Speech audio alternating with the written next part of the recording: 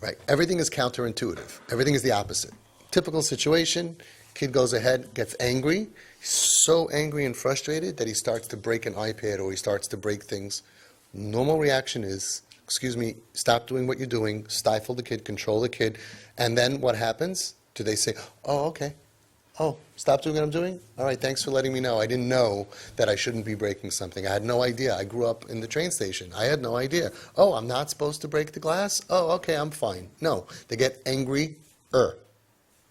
Get angry-er, so what do? We get angry-er. So then all of a sudden the tension goes up. You better not throw that thing. If you throw that thing, and then you start jumping in front of stuff, carrying stuff. What happens to the tension?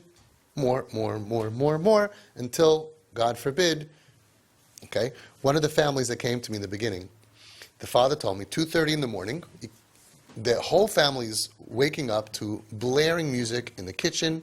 The kid came home 2:30 in the morning, turned on the music all the way high, right, blasting music, woke up and he has a whole family of a bunch of kids. What do? So let's learn what he did so we can learn what not to do. He, typical parent, went running down in his pajamas or his boxers or whatever it was, went running down and he said, you better shut anything like that. Problem. He went to shut the thing. You would expect the kid to let you, but kids who are trying to make a point and angry and rebellious, you got to know your kid, right? Okay? He blocked him.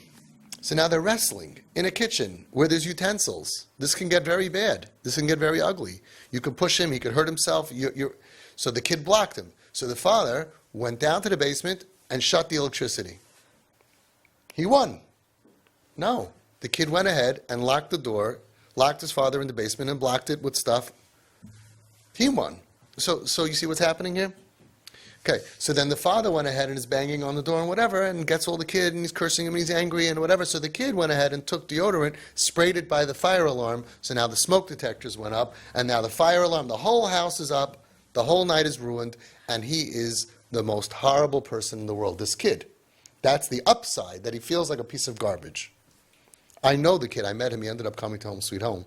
I never had a problem with him. Today he's Shomer Torah Mitzvahs, from not violent at all. Turns out, right, that he was hurting, and the parents did not know, right, what happened to him, which this is the whole misunderstanding of all of our kids here. But they also didn't deal with it in a way that they would ever be able to find out, be able to do things that are positive. So what you did is godless. The opposite. The kid gets angry, and you say to him, listen, if you need to do this, to break this thing right now, right, you should. What? Yeah. You look really super frustrated, and I understand if you can't control yourself and you're going to smash this telephone, $1,000 or whatever it is, or like we all know from Shimon Russell with the China plates, right? I'm with you. First of all, let's understand, I never ask you to lose anything. That stuff that they were going to break anyway. It's already gone. You could already call the insurance and start buying that, because the other way for sure they were going to break it, and more. So I'm not asking you to risk anything. I'm asking you to be plugging the kid with an understanding, which is going to be good for now or it's going to be good for the future. If you need to do it, I understand. And that's what I did. I did this intuitively by accident in Home Sweet Home. One of the big guys there, I always tell the story because he was sitting next to me in a car and he's a huge guy, very muscular, and he's like, I'm so frustrated, I got to punch somebody. So I said, okay, I'm the only one in the car. I said, all right, fine, punch me. So he looks at me and goes, what? So I took off my glasses. I said, try for here, try not to hit me in the face. Mamish what I did. Okay, listen, I knew that he wasn't going to punch me in the face. I had a hunch, you know what I'm saying? I'm not that stupid. But it was a risk because he was out of control.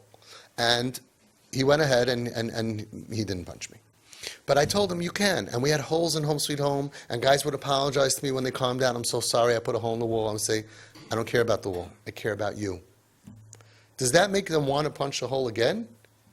That's the whole yesod over here. People think they're evil. They're bad. If you don't teach them not to put a hole in the wall, they're going to every day put a hole in the wall. No. They're your children. You taught them well. They grew up in your home. They just have pain in their brain. And let's say this is physical. Imagine, God forbid, a kid has so much physical pain that he loses himself and he takes a hammer and he smashes something. You're going to go over to a kid with cancer and start yelling at him? You're going to think that all of a sudden he has bad midos? You're going to think, oh, I got to teach him a lesson, otherwise every day he's going to break something? No, you're going to say, Shefala, I'm so sorry. Oh, Shefala, it's okay, it's going to be fine. And you'll hold him, and he'll say, no, I'm so sorry, I broke your glass. Don't worry about the glass. It's not about, I don't care about the glass. I care about you. So while he was losing his temper, and again, I'm not saying this as theory, okay? Practical. Over 300 families, a lot of the kids were violent, or could be violent, and b'li ayin hara, we have never called shomrim. No domestic violence. We take care of our kids ourselves. We don't need anybody else. How? Because of what you're doing. You have a kid who gets angry. You have a kid who has violence. Mitzvah Hashem is going to have a refuah in 6 months and a year. It's going to be healthy. But what do? This is what you do. You tell him, don't worry about it. If you ever need to break anything in this house and you can't control yourself, don't worry about it. Now let's think about it deeply. They really can't control themselves. They're not destructive people. So if they need to do that, what do you care about? Your table? I just remember now parents that came to me that their kid was extremely violent. I would say one of the top 10 most violent kids that we ever had.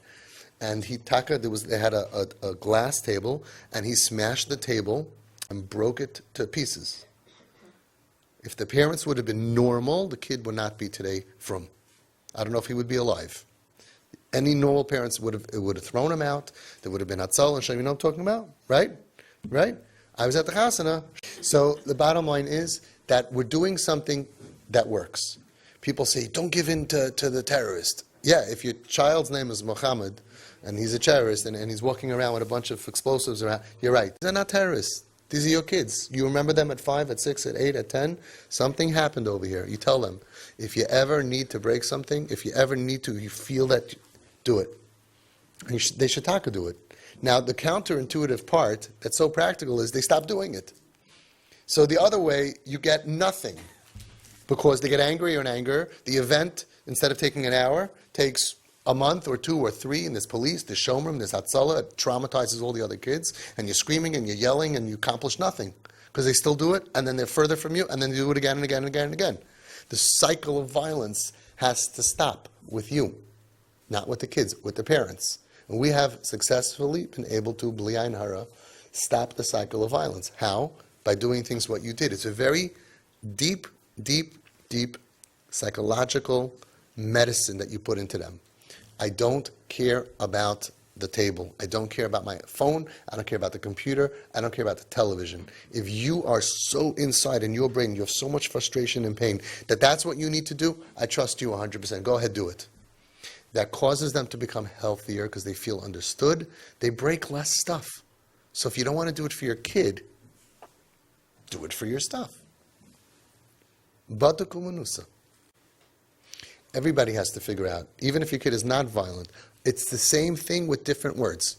Think about your situation and think about it. What can I do to show him I care more about you than blank, my neighbors, the shchenim, right? Rabbi Zohar said, we don't care about the shchenim, we care about shechina, right? I care about them than my wallet, than my money. It's using this idea in different ways. So even if you think, oh, what does it do? My kid's not violent. They're frustrated, they're angry, they don't feel you trust them. Look for ways to do that. We have kids who stab the wall, right? And we want to tell them, don't stab the wall. Hello, I don't care about your wall, I care about your kid's brain. Different message and different solutions.